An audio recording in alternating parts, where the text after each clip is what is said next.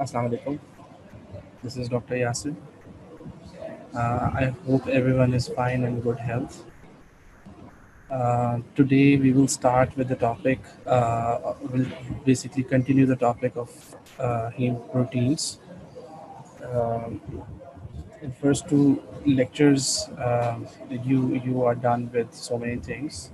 In last lecture, few things were left. I will have a start from those things. That includes Bohr effect and how does carbon dioxide binds to the hemoglobin, and finally the carbon monoxide poisoning. Then we'll come to the main topic uh, for today, that is hemoglobinopathies. Uh, we'll have the last 5 to 10 minute session for any of the questions.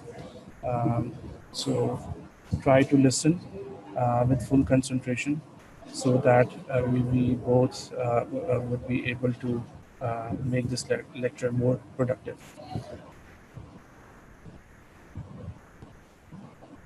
Okay, जी, let's start with the Bohr's effect.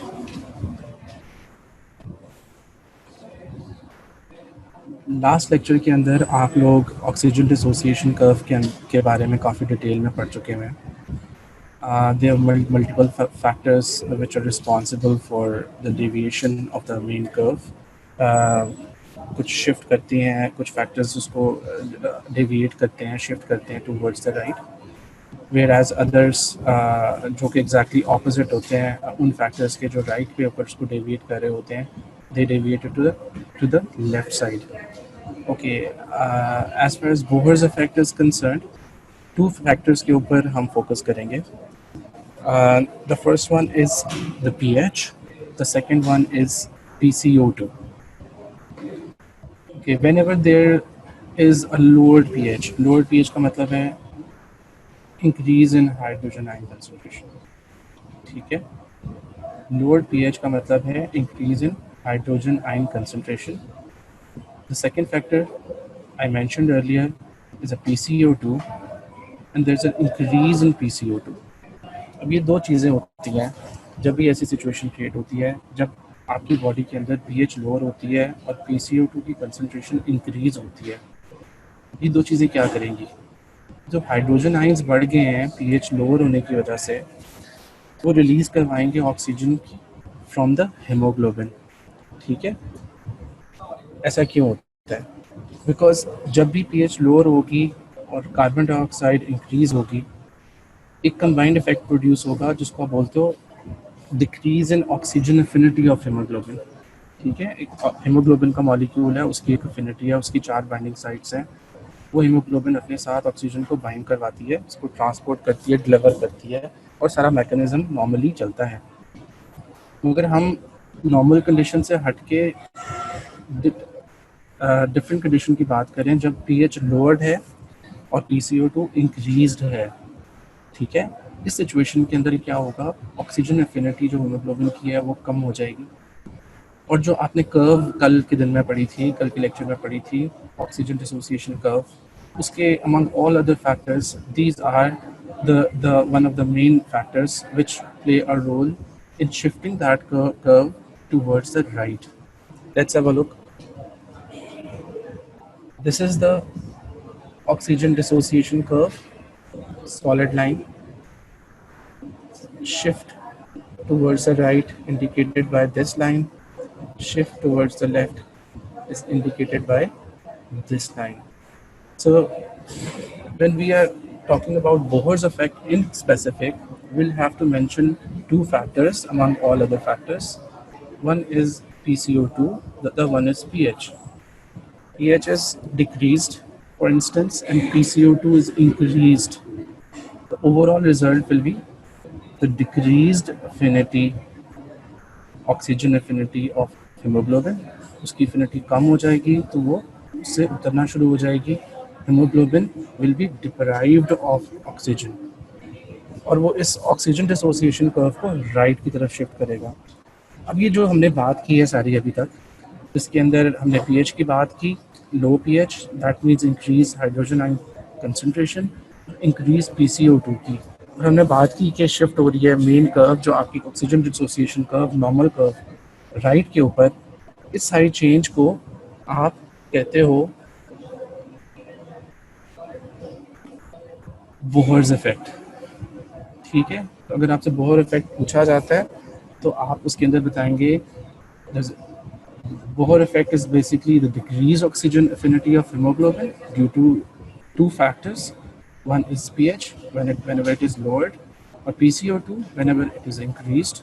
It will lead to, it will result in the release, enhanced release of oxygen from the hemoglobin, shifting the oxygen dissociation curve towards the right side.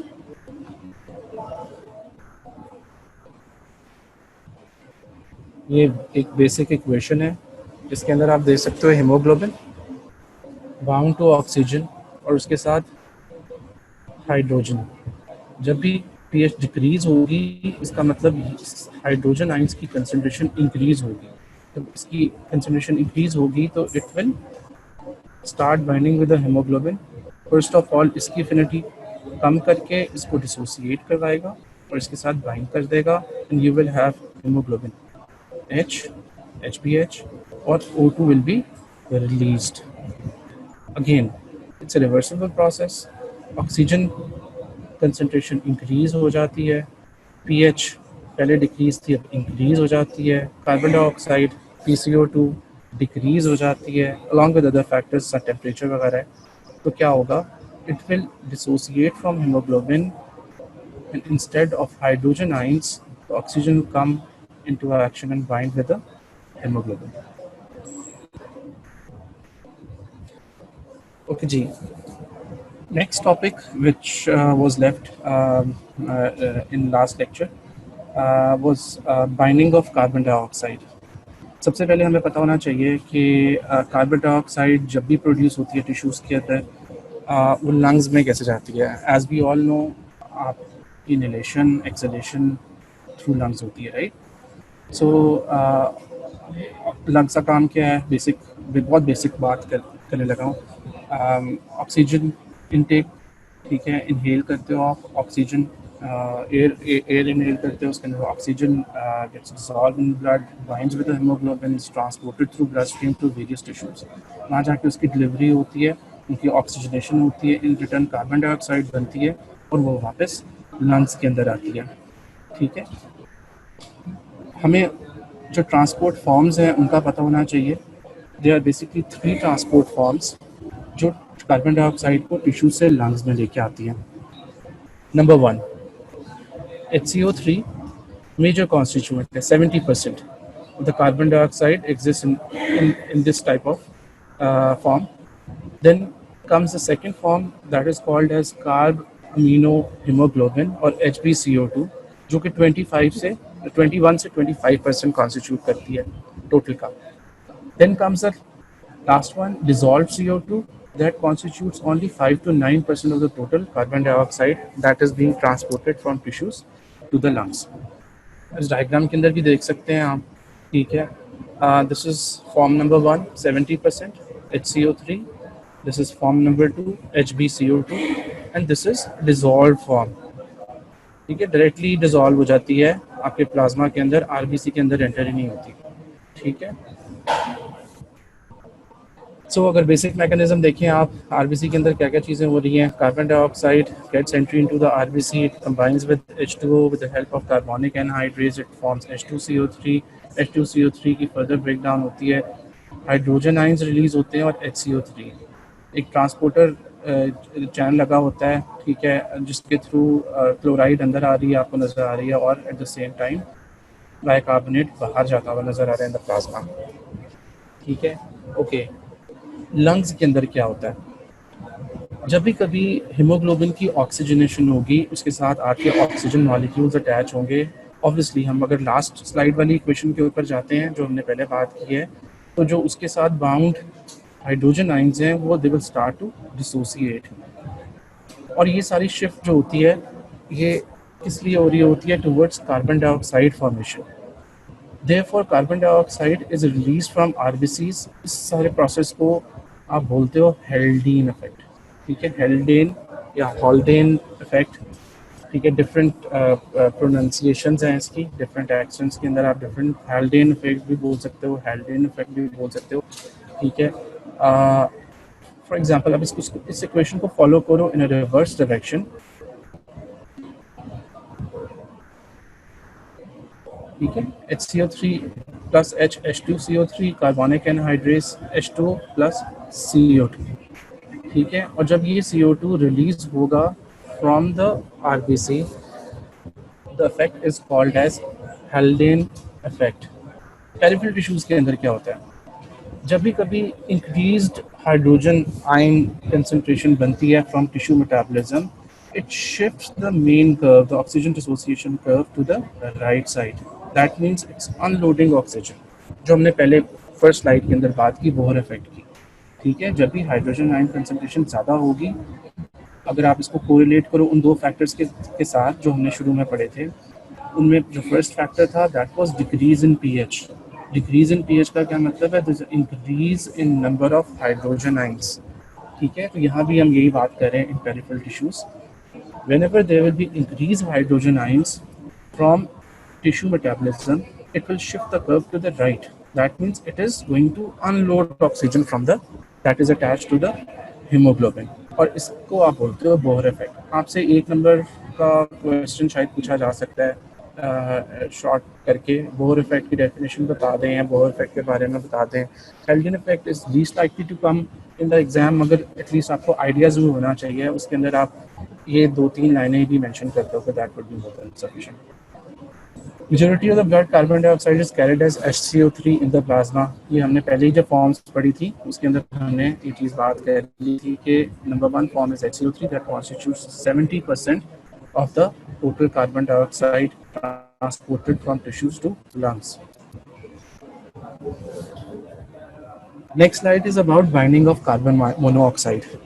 आपको पता होना चाहिए आपकी body में बहुत trace amounts के अंदर carbon monoxide बनती है, ठीक है, जिसको रेगुलर बेसिस के ऊपर मेटाबोलाइज कर लेती है आपकी बॉडी, और वो आपके ऊपर हावी नहीं होती, ठीक है, आपके लिए डिटेरियस इफेक्ट्स प्रोड्यूस नहीं करती।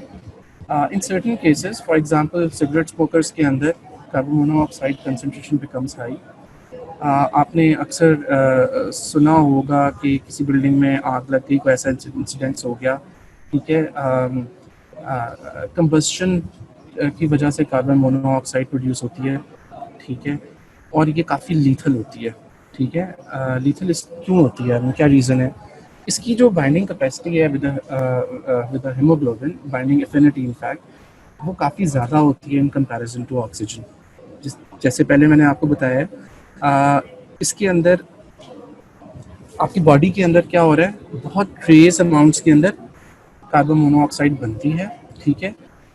उसमें रिएक्टिव ऑक्सीजन स्पीशीज़ के ऊपर काम करना है, NOS के साथ काम करना है, या और डिफरेंट मेटाबॉलिज्म्स का पार्ट बनना है, डिटॉक्सिफिकेशन का प्रोसेस करवाना है, ठीक है, या एज अ बाय प्रोडक्ट बनती है, मगर your body is very much able to overcome that very trace amount, ठीक है। But in case of carbon monoxide poisoning, आप एक सर्टेन सिचुएशन के अंदर फॉल करते हो। पहले बात हुई है जैसा कंबस्शन कहीं हो रही है, कहीं आग लग गई है, ठीक है, क्लोज स्पेस है, उसकी वेंटिलेशन प्रॉपर नहीं है, वहाँ कार्बन मोनोऑक्साइड बहुत ज़्यादा बन जाती है। जब भी वहाँ कोई भी फॉर एग्ज़ाम्पल शख्स अगर वहाँ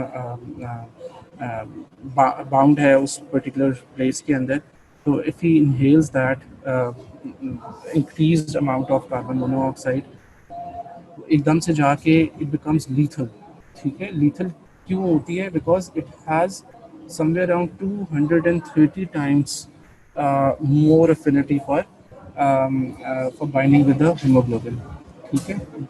अगर ऑक्सीजन को आप 1 पे रेट करते हो तो इट इज़ 220 और 230 times more in comparison to oxygen, and it binds more rapidly with the hemoglobin, occupying its 4 sites.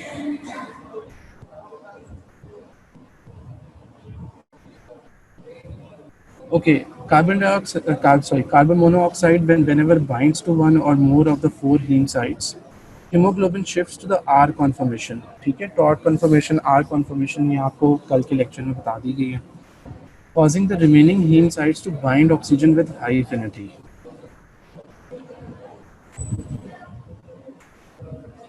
ये एक लाइन ग्राफ देखिए, इसकी एक्स एक्सेस के ऊपर आपको नजर आ रहा है partial pressure of oxygen PO2 mmHg के अंदर 0, 40, 80, 120. अगर वाई एक्सेस के ऊपर जाते हो तो आप O2 कंटेंट आपको नजर आ रहा है, कितने ml O2 है पर 100 ml ऑफ ब्लड. ठीक है, फॉर एग्जांपल दिस इज 5, 10, 15, या अगर अभी इसको फॉलो करेंगे तो दिस इज लाइक कितना होगा, यू कैन से 2, 4, 6, 8 एंड 10. ठीक है, दो का डिफरेंस है, 12, 14, 16, 18 एंड 20, राइट. सो ब्लैक के अंदर जो लाइन आपको सॉलिड लाइन नजर आ रही है that is normal oxygen dissociation curve. Here we can see there is 0% carbon monoxide bound to haemoglobin. आप रेड लाइन को अगर फॉलो करोगे you can see after the carbon monoxide poisoning when the 50% of the hemoglobin is saturated with carbon monoxide, is bound with the carbon monoxide. इसका मतलब 4 binding sites and at least 2 binding sites are occupied by carbon monoxide. एकदम से 50% decrease हो जाता है O2 content. ठीक है, you can see here, इसको ट्रेस करेंगे समवेयर नियर टू 10, और जब हम यहाँ की बात करें थे तो मैक्सिमम कंटेंट वाज अराउंड 20, 18, 20 के ऊपर. ठीक है, so this is a very basic line graph indicating the carbon monoxide effect on the dissociation curve.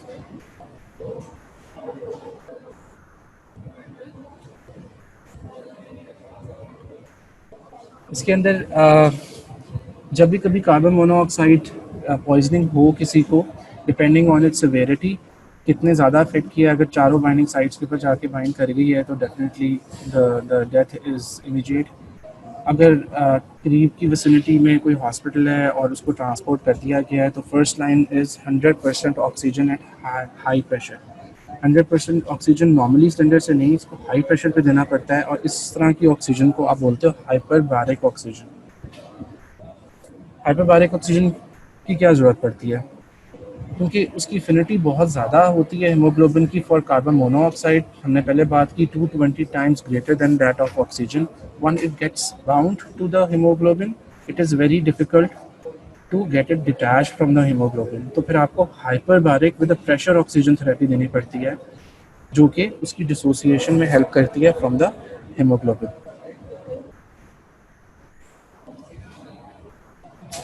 Okay, let's have a look on different types of haemoglobin.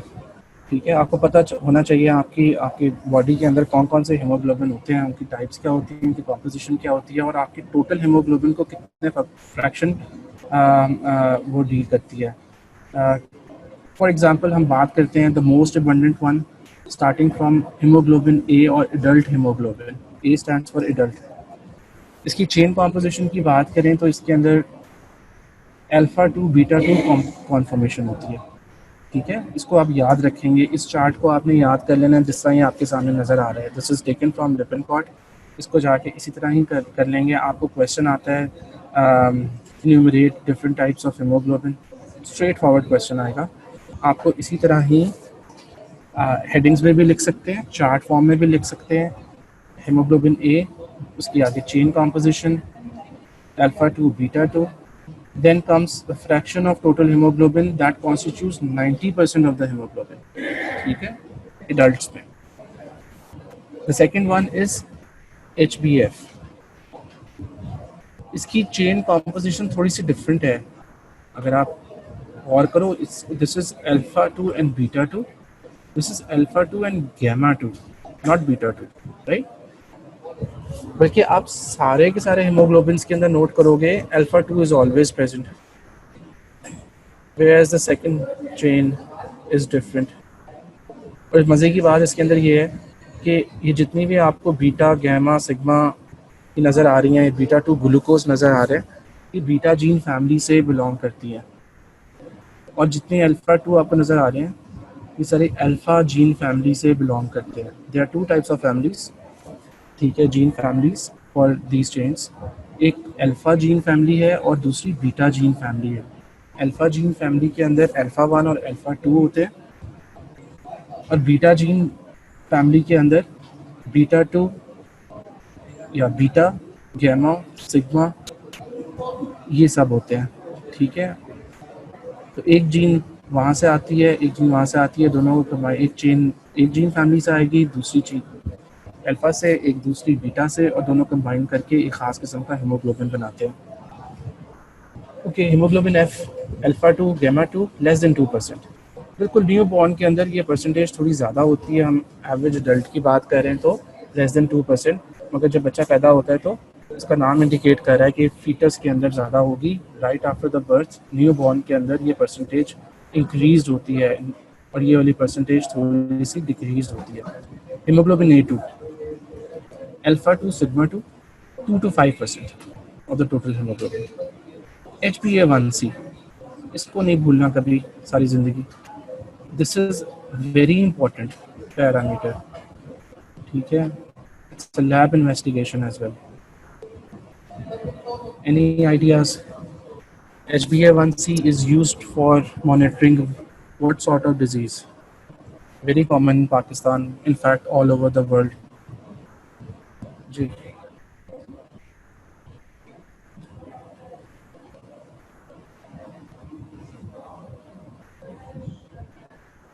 Ji, any ideas? We are talking about HbA1c at the moment. HbA1c की क्या significance है? Very good. Which type of diabetes बेटा?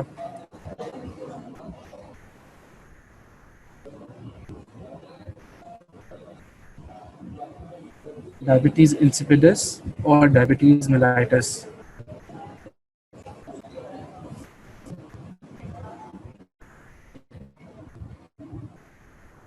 Okay, very good.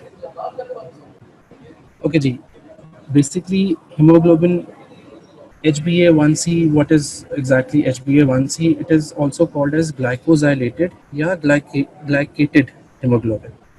ठीक है, ग्लाइकोजाइलेटेड या glycated haemoglobin के नाम से इसको जाना जाता है। आप अल्फा 2 देख रहे हो इसके स्ट्रक्चर के अंदर जो इसकी चेन है, ठीक है, और दूसरी चेन देख रहे हो बीटा 2 है जिसके साथ अटैच है एक मोनोसैकेराइड ग्लूकोज।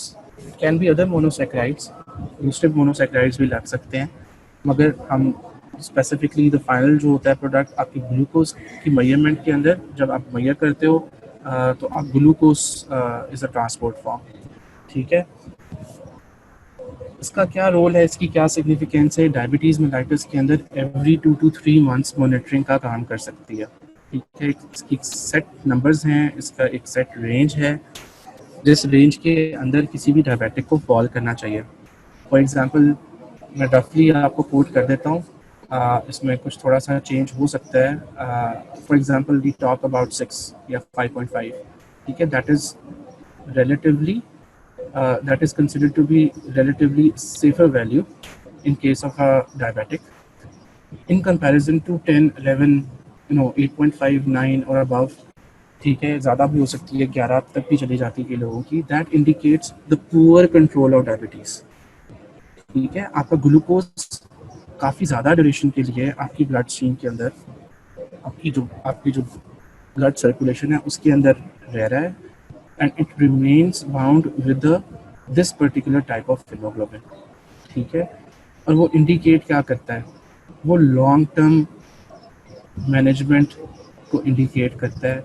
वो आपको एक हिस्ट्री दे देता है लास्ट 2 to 3 मंथ्स की of the diabetic control over diabetes. ठीक है, सो एज अ डॉक्टर आपको अच्छा, रोशन सदीक इज सेइंग आपकी आवाज़ स्लो है। स्लो से क्या मतलब बेटा? मैं स्लो बोल रहा हूँ, तेज़ बोलूँ या हल्की आ रही है आपको आवाज़? हल्की आ रही है। ओके, मैं माइक कोशिश करता हूँ करीब। आप बताओ अब आवाज़ ठीक आ रही है कि नहीं?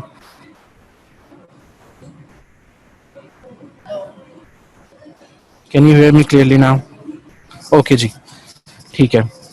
सो दैट HbA1c की बात होगी, it is also called as glycosylated haemoglobin. Diabetes के अंदर, डायबिटिक्स के अंदर इसका बहुत मेजर रोल होता है, ठीक है। It is considered to be one of the diagnostic parameters as well. आजकल इसको आपने इंडिविजुअल डायग्नोस्टिक पैरामीटर भी यूज़ करना शुरू कर दिया है अब मॉडर्न डेज में।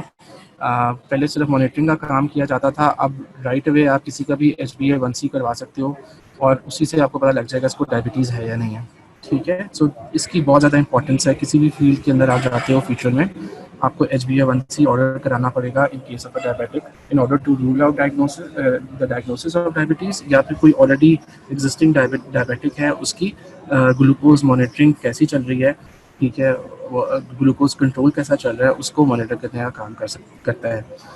Okay, fraction of total haemoglobin कितना होता है? 3 to 9%, ठीक है। इसको इसी तरह याद कर लेना आपने जाके, इस चार्ट को ज़हन में रख लो। ये एक SCQ है यूनिवर्सिटी का, शॉर्ट ऐसे क्वेश्चन, ठीक है।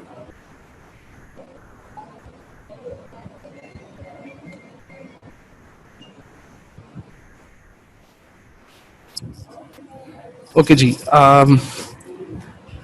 We discussed about 2 different types of gene families.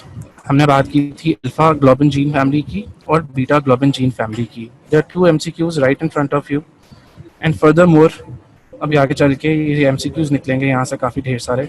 इस डायग्राम को इग्नोर नहीं करना, इसको पढ़ना है जाके, इसको रट्टा लगाना है, इसको देखना है कौन कौन सा कम्बिनेशन बन रहा है और कौन कौन सा हीमोग्लोबिन बन रहा है, ठीक है। क्रोमोसोम नंबर 16 के ऊपर अल्फा ग्लोबिन जीन की लोकेशन होती है, ठीक है। यू कैन सी ये जो ब्लैक एरियाज हैं, this is alpha 1 alpha 2। These are basically 2 copies of alpha globin gene जो कि डेजिग्नेट की गई हैं अल्फा 1 और अल्फा 2 से। Each can provide alpha globin chains that combine with beta globin chains, ठीक है। अब ये बीटा ग्लोबिन जीन फैमिली को आप देखो, इसका क्रोमोसोम डिफरेंट है। अगर आपसे MCQ में पूछा जाता है अल्फा 1 अल्फा 2 या as a whole alpha globin gene family की लोकेशन बताएं क्रोमोसोम के ऊपर, तो you should have a clear cut answer in your mind, that is chromosome number 16। Alpha globin gene family belongs to chromosome number 16. In comparison, when we talk about beta globin gene family, things can be more complicated as far as MCQs are concerned. आपसे ज़रूरी नहीं है कि सिर्फ beta पूछा जाएगा, beta chain. आपसे sigma भी पूछी जा सकती है, आपसे गैमा भी पूछी जा सकती है, और गैमा भी आगे 2 तरह की होती हैं, G gamma and A gamma. इन दोनों में से कोई भी टर्म आपको सामने आ सकती है। आपको ये ज़रूर पता होना चाहिए कि beta globin gene family is more diverse in comparison to alpha gene family. वहाँ हमें सिर्फ एक जैसे नाम नज़र आ रहे हैं, अल्फा 1 और अल्फा 2।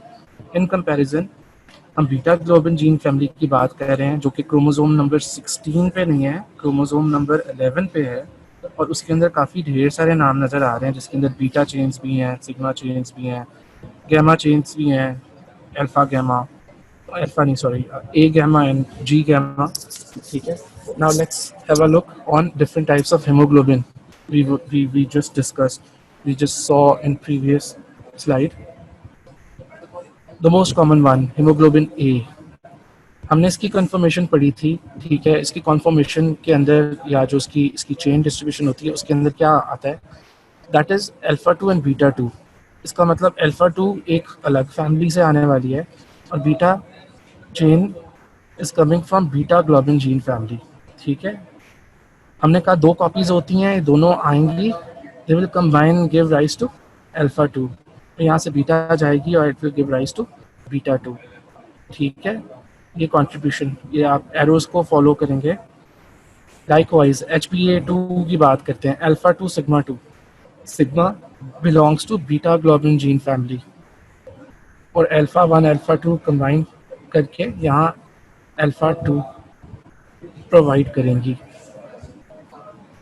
HbF की बात करते हैं सॉरी HbF की बात करते हैं, alpha 2 and gamma 2। Gamma 2 is from beta globin gene family located on chromosome number 11। Alpha 2 alpha 1 ये दोनों आएंगी from alpha globin gene family that is located on 16, chromosome number 16, and that will give rise to alpha 2, gamma 2, which is also known as HbF. तो ये सारे MCQs हैं आपके, इनमें किसी एक का भी पूछा जा सकता है, ठीक है।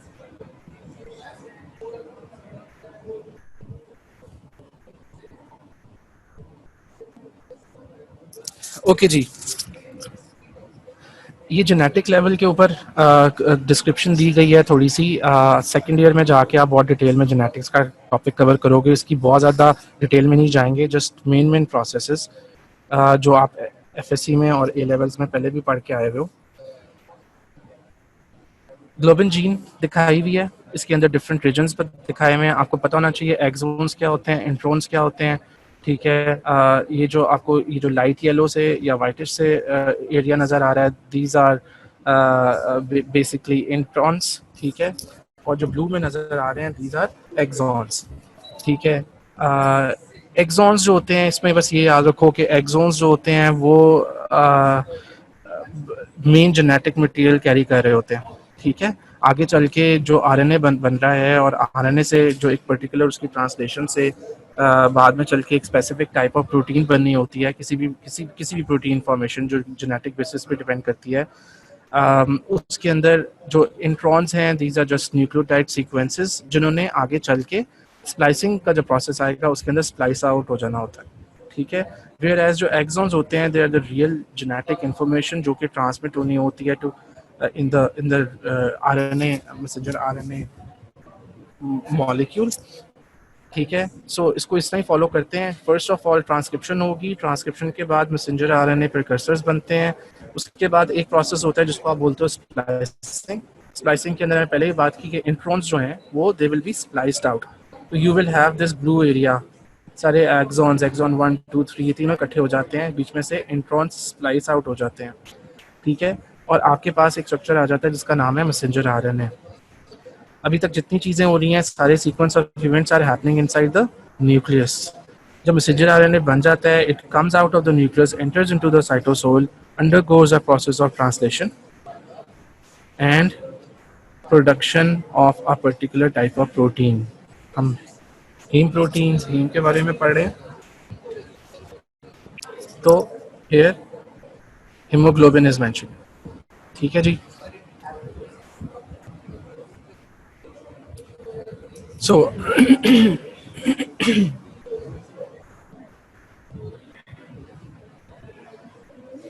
ओके जी, अगर आप यूएचएस के सिलेबस को दोबारा से देखें, so far first two lectures and this after this lecture, half third lecture, we are done with important heme proteins found in the body along with the principles, function, structure, function, hemoglobin, myoglobin, types of hemoglobin, HbA1c, ठीक है। HbA1c के बाद oxygen binding capacity factors जितने भी वो pH वाला, temperature, 2-3 ppg, regulating the oxygen binding capacity of haemoglobin, इसी के अंदर बोहर इफेक्ट भी पढ़ लिया, ठीक है। हेल्डेन इफेक्ट भी पढ़ा, मगर वो ऐसा जरूरी नहीं है इतना, ठीक है। बट फिर भी you never know about the mind of the examiner, तो ही माइट आस्क यू, ठीक है। यहाँ नहीं तो वाइवा में पूछ सकता है, तो you should have a clear understanding about that, ठीक है। The third topic, the third in this line is haemoglobinopathies, ठीक है। बेसिकली ये आज का टॉपिक है, जिसको अपने आज में और कल में कवर करना है।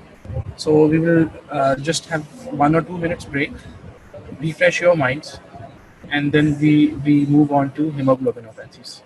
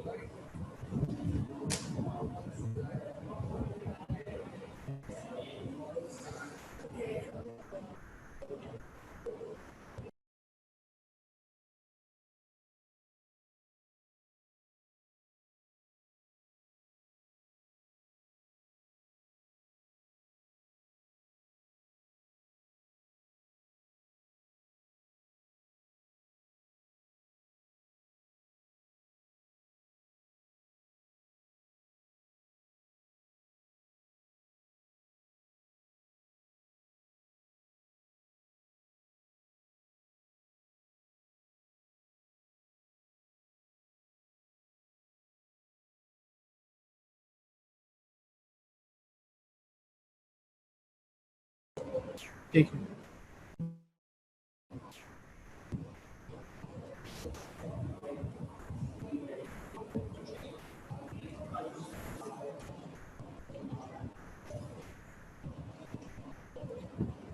ओके जी, let's start with the haemoglobinopathies. Haemoglobinopathies होती क्या है? पैथी मींस डिजीज, हीमोग्लोबिन आप पढ़ रहे हो 2-3 लेक्चर से, ठीक है। Any disease associated with the structure of the haemoglobin is called as haemoglobinopathy.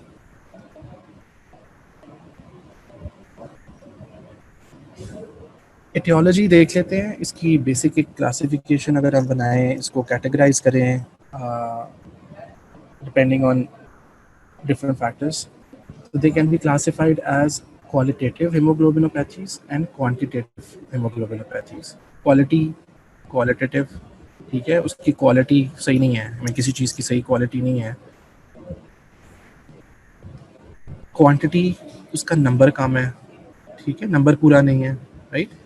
सो अगर उसकी क्वालिटी इफेक्ट हो रही है, उसका स्ट्रक्चर इफेक्ट हो रहा है, तो आप उसको क्वालिटेटिव हेमोग्लोबिनोपैथी बोलोगे।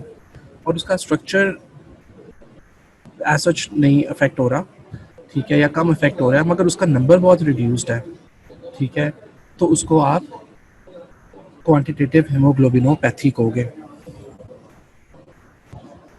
This is production of structurally abnormal hemoglobin molecule will be considered as qualitative hemoglobinopathy, और synthesis of insufficient quantities of normal hemoglobin, अगर वो सही normal hemoglobin नहीं बन रहा, जिसकी जो हम adult के अंदर बात करें, hemoglobin A की बात करें, जो which comprises of 90% of the total hemoglobin, अगर उसकी quantities sufficient नहीं है, तो आप उनको उसको बोलोगे quantitative hemoglobinopathy।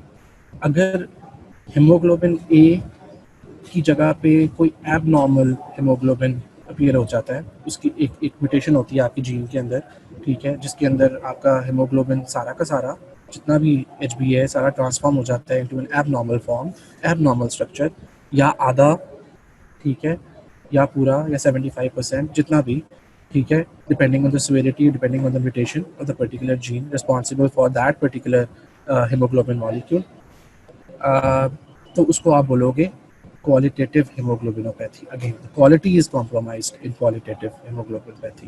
Quantity, the number, insufficient quantities, ठीक है, ये सब कुछ आपका quantitative hemoglobinopathy में आएगा।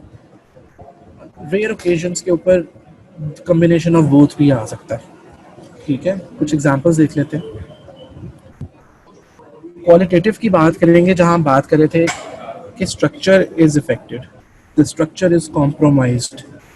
हीमोग्लोबिन ए की बात करें, HbA की बात करें, तो जो उसका नॉर्मल स्ट्रक्चर है, वो नॉर्मल स्ट्रक्चर एबनॉर्मल स्ट्रक्चर में कन्वर्ट होता है। अगेन 100% भी हो सकता है कि सारा का सारा हीमोग्लोबिन ए हीमोग्लोबिन रिप्लेस हो जाए किसी और एबनॉर्मल फॉर्म ऑफ हीमोग्लोबिन से, 50% ऑफ द हीमोग्लोबिन ए उतना ही रहे और 50% चेंज हो जाए, ठीक है। It depends on the severity और it depends on the mutation, type of mutation. In fact qualitative की जब भी आपसे क्वेश्चन किया जाता है, या आपकी अंडरस्टैंडिंग होनी चाहिए कि क्वालिटेटिव हेमोग्लोबिनोपैथीज का पूछा जा रहा है या क्वांटिटेटिव हेमोग्लोबिनोपैथीज का पूछा जा रहा है।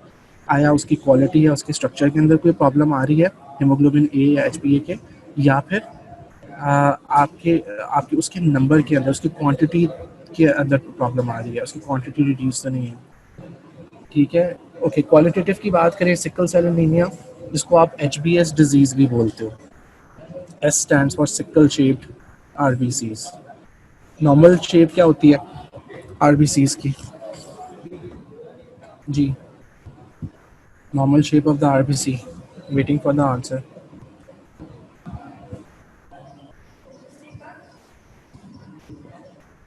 ठीक है, make it more easier. Disc shaped, very good. Disc like structure, biconcave होते हैं, ठीक है। आप लोगों ने शायद सारों ने उसकी पिक्चर भी देखी होगी, अभी नेक्स्ट स्लाइड में चल के देखते हैं कि वो किस तरह के दिखते हैं, ठीक है। सो अगर कोई ऐसा ट्रेट आ जाए, कोई ऐसी म्यूटेशन आ जाए जिसके अंदर normal shape of the RBC is changed due to abnormality in the structure of the haemoglobin, और वो एक्वायर कर ले सिकल शेप, तो उसको आप बोलते हो सिकल सेल एनीमिया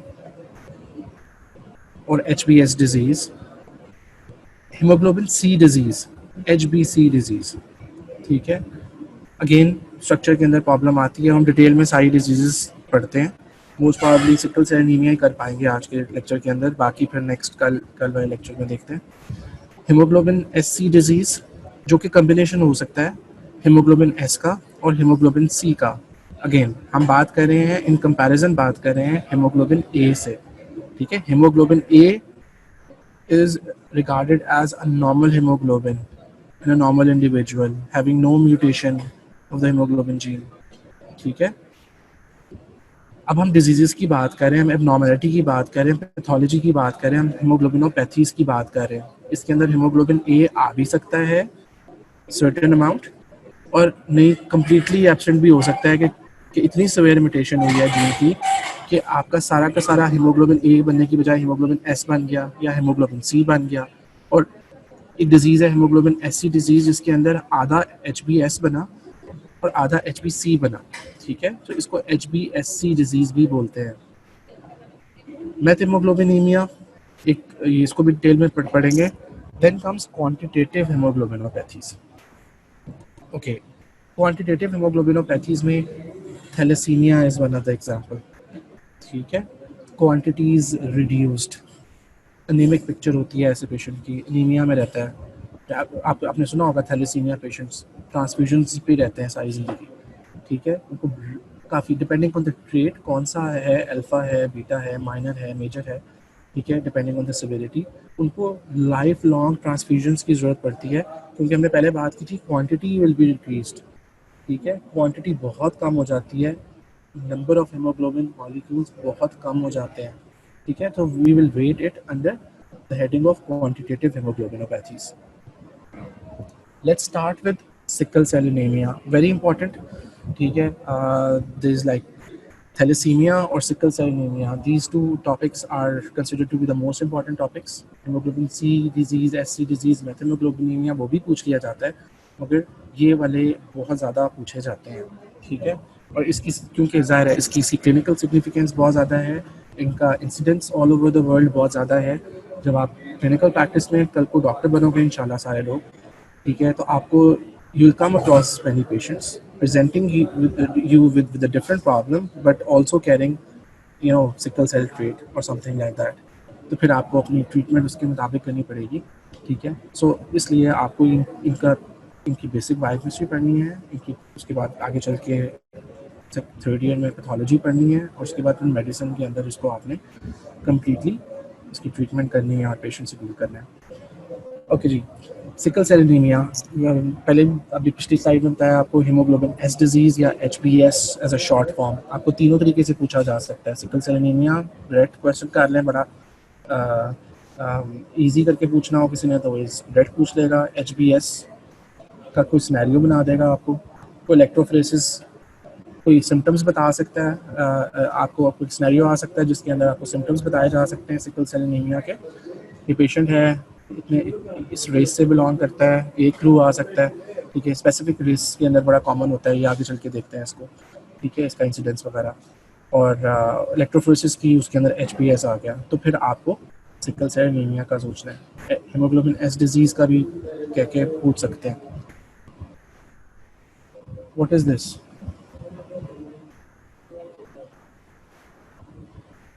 इस पिक्चर को यहाँ इसलिए शामिल किया है कि आप रिकॉल कर पाओ, आप इसको रिकग्नाइज कर पाओ, ठीक है, कि the person having a sickle cell anaemia और सिकल सेल ट्रेट और disease will have RBCs of this shape,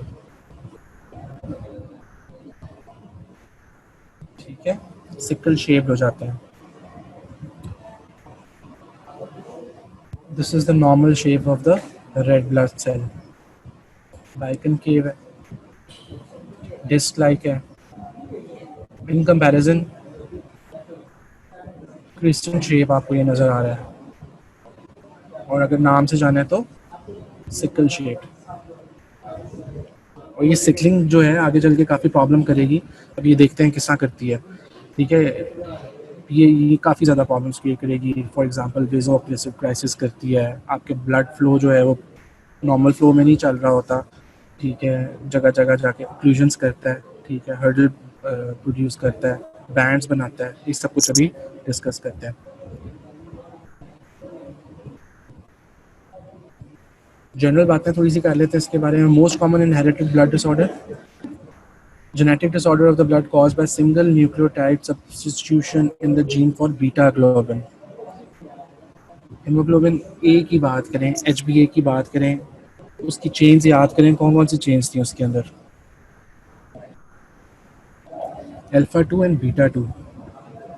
ठीक है, हमने जितने भी टाइप्स के हेमोग्लोबिन देखे, हमने उन सारों के अंदर देखा कि एक अल्फा जीन फैमिली से बिलोंग करती है और दूसरी बीटा जीन फैमिली से बिलोंग करती है, क्रोमोसोम नंबर 16 एंड 11। ठीक है, तो डिफरेंट क्रोमोसोम्स के ऊपर ये जीन्स होती हैं। यहाँ बात कर रहे हैं बीटा ग्लोबिन जीन की। बीटा ग्लोबिन जीन डिटेल में मैं नेक्स्ट स्लाइड में आपको दिखाता हूँ, उसके अंदर सीक्वेंसेस, कौन से सीक्वेंस के ऊपर एग्जैक्टली प्रॉब्लम आएगी, उसकी लोकेशन क्या होगी, कौन सा अमाइनो एसिड पर्टिकुलरली रिप्लेस होगा दूसरे अमाइनो एसिड के साथ, और उस चेंज की वजह से कितना बड़ा डिज़ास्टर आता है ऐसे लोगों की लाइफ्स के अंदर जो जो सिकल सेल डिजीज़ जिनको होती है। ठीक है, कितना डिफ़िकल्ट होता है उनके लिए इन्फेक्शंस को कोप करना, or various heart problems and many other diseases। Autosomal recessive disorder है, that means 2 mutant genes inherit किए हैं ऐसे पेशेंट ने, one from each parent, एक मदर से आएगी, फादर से आएगी। ठीक है, that code for the synthesis of beta chains of the globin molecules। Mutant beta globin chain is designated as BS। Resulting haemoglobin जो बनेगा इसका अल्फा 2 बीटा 2, तो नॉर्मल हमने बात की थी, तो इसके अंदर alpha 2 beta S2 which is also referred to as HbS। ठीक है, हेमोग्लोबिन एमसीक्यू में पूछा जाए, जहां एस आया टिक कर देना उसको। ठीक है, ओके जी, let's have a look on this diagram. HbA beta globin chain, इसके अंदर एक सीक्वेंस नज़र आ रहा है आपको, 1 2 3 4 5 6 7 8 एंड सो ऑन। 1 के ऊपर वेलिन है, 2 के ऊपर हिस्टीन है, हिस्टिडीन है, 3 के ऊपर ल्यूसीन है, 4 पे थ्रियोनिन है, 5 पे प्रोलीन, 6 पे ग्लूटामेट, 7 पे ग्लूटामेट और 8 पे लाइसिन एंड सो ऑन। हम इसको आगे नहीं देख रहे, ठीक है, बिकॉज हमारा कंसर्निंग पॉइंट ये है। ठीक है, this is where our focus of attention should be at this time. This is position number 6। Attachment किसके साथ हुई हुई है? ग्लूटामेट के साथ। This is HbA। हम सिकल सेल डिजीज़ की बात करें, सिकल सेल डिजीज़ में जो HbS है, how does it differentiate from HbA? इस एक पोजीशन के ऊपर ये एक ग्लूटामेट रिप्लेस हो जाता है विद द वेलिन।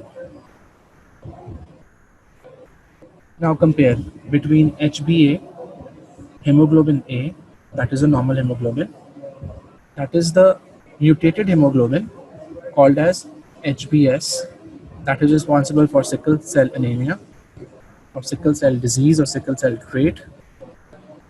और ये सब कुछ सिर्फ और सिर्फ पोजीशन नंबर 6 ग्लूटामेट की रिप्लेसमेंट हो रही है विद द वेलिन। यहाँ बड़ी ज़रूरी बात है आपने याद रखनी है, ग्लूटामेट की नेचर क्या होती है? It is polar in nature.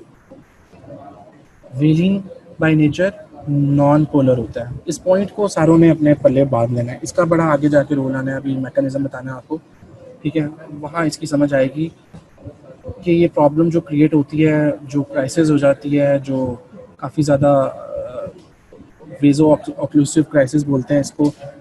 ठीक है, थ्रोम्बोस फॉर्मेशन हो जाती है, आपकी वेसल्स की ऑक्लूजन शुरू हो जाती है, इस्कीमिया तक बात पहुंच जाती है, बहुत सीवियर पेनफुल कंडीशन हो जाती है। ये सब कुछ सिर्फ और सिर्फ इस वेलिन की वजह से हो रहा है, जो कि लग जाता है due to some mutation, replace करता है नॉर्मल हेमोग्लोबिन में पोजीशन नंबर 6 के ऊपर ग्लूटामेट।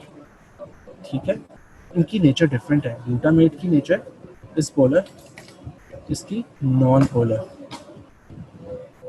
डायग्नोसिस कैसे करते हैं? इलेक्ट्रोफोरेसिस।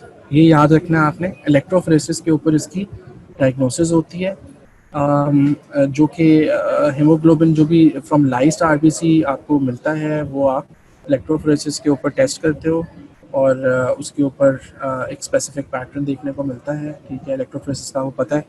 ठीक है, basically it's a laboratory technique जिसके अंदर आप जेल डालते हो। ठीक है, जिसके अंदर आप करंट फ्लो इंट्रोड्यूस करते हो। इसके अंदर आपने एनोड और कैथोड रखी होती है।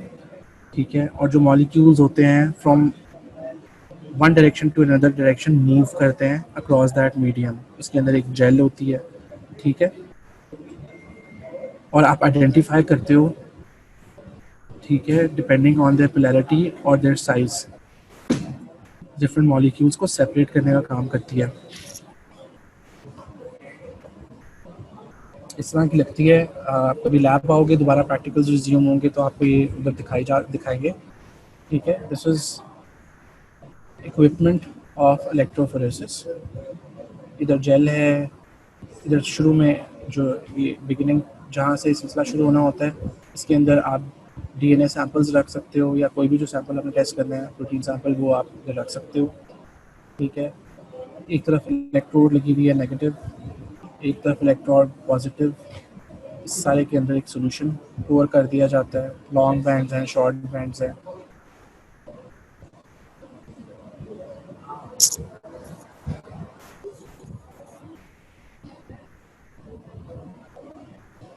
ओके जी, so far we know about HPS that in, अगर हम कंपैरिजन में बात करें तो position number 6 glutamate is replaced with valine. Glutamate is polar in nature, valine is non polar in nature. Electrophoresis की बात करें, जो पैटर्न नज़र आएगा आपको, ये ओरिजिन है। नॉर्मल पैटर्न कैसा आता है, haemoglobin F, H B F. ठीक है, about 2 to 3%, somewhere around that, और 90% तकरीबन आपको एच बी ए नज़र आ रहा है। सिकल सेल एनीमिया के अंदर H B F and HBS constitutes the major portion. There is no HBA.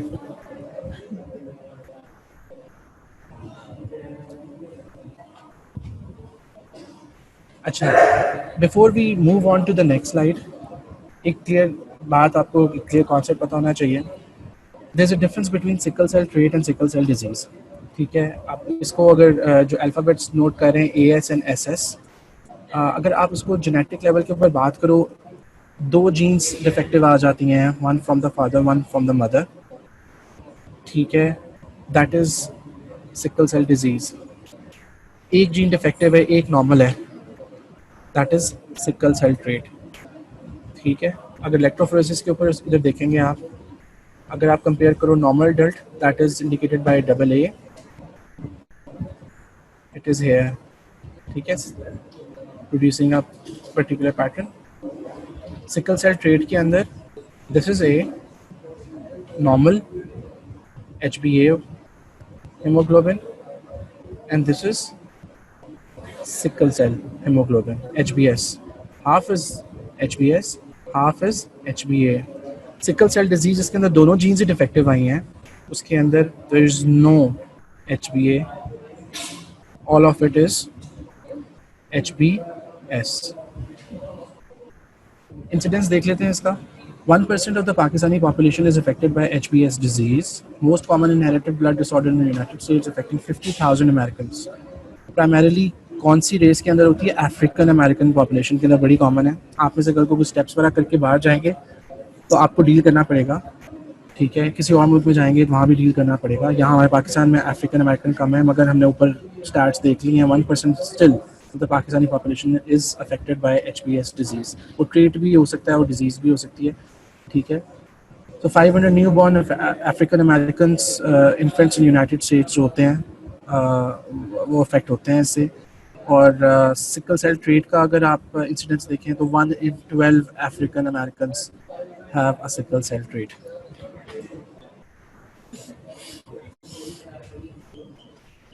Okay जी, मदर फादर, मदर भी सिकल सेल ट्रेट है। फॉर एग्जांपल हम इनको इस तरह देख लेते हैं, वन जो इसने अपने पेरेंट्स से, मदर ने एक्वायर किया, उसके अंदर एक जीन डिफेक्टिव थी, एक जीन नॉर्मल थी। फादर ने जो एक्वायर किया उसके अंदर एक जीन डिफेक्टिव थी, एक जीन नॉर्मल थी। आगे ऑफस्प्रिंग की बात करते हैं, there the different types of possibilities. 50% chance है कि उसके बच्चों, इन दोनों के बच्चों में, इनकी ऑफस्प्रिंग के अंदर सिकल सेल ट्रेट आएगा। ठीक है, HBA होगा 50% और HBS होगा 50%। 25% चांस है कि सिकल सेल डिजीज हो सकती है। ये डिफेक्टिव जीन फादर से आ गई और ये वाली डिफेक्टिव जीन मदर से आ गई। और नोट ब्लड डिसऑर्डर, इसका भी इक्वली चांस है, बिकॉज उनके अंदर 50% नॉर्मल था, मदर में 50% नॉर्मल है फादर में।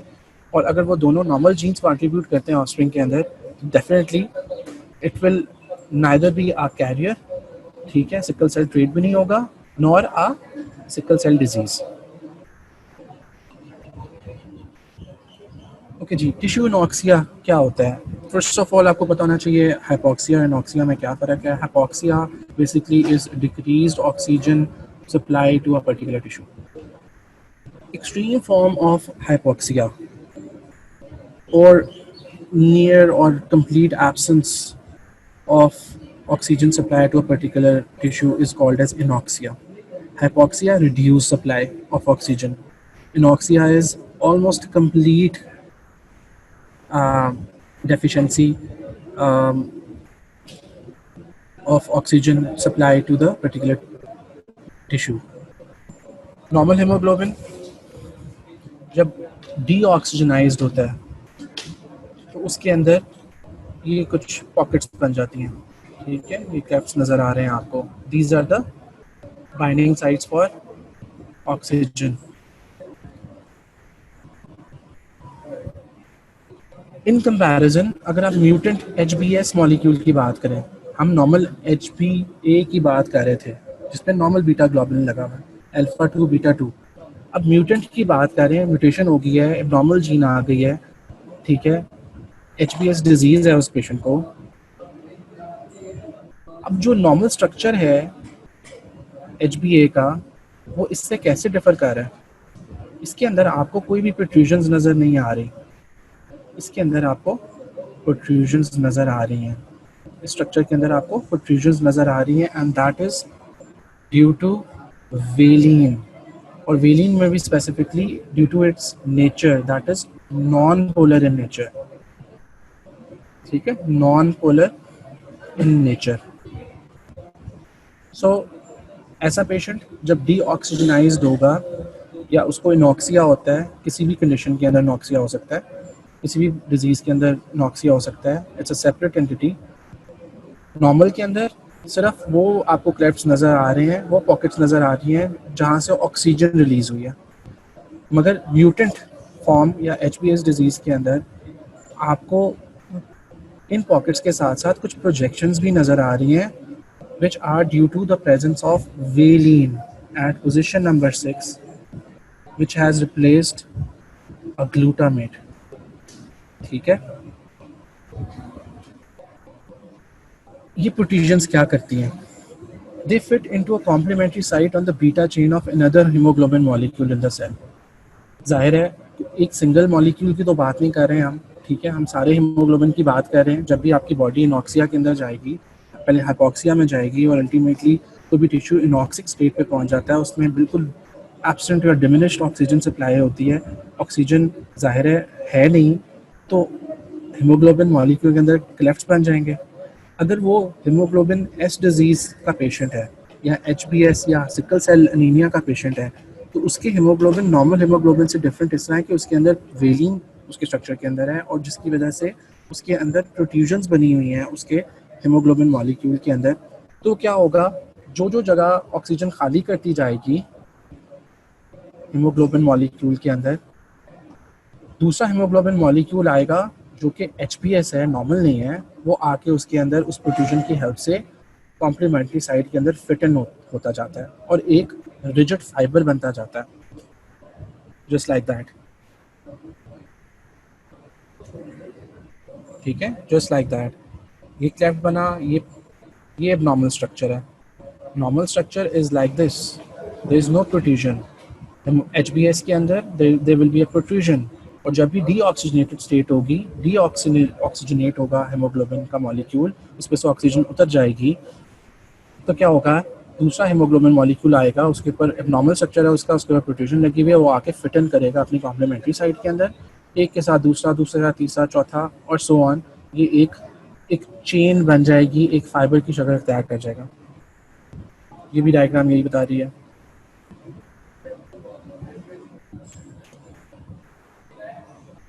एक पॉइंट म्यूटेशन हुई जिसके अंदर ग्लूटामेट से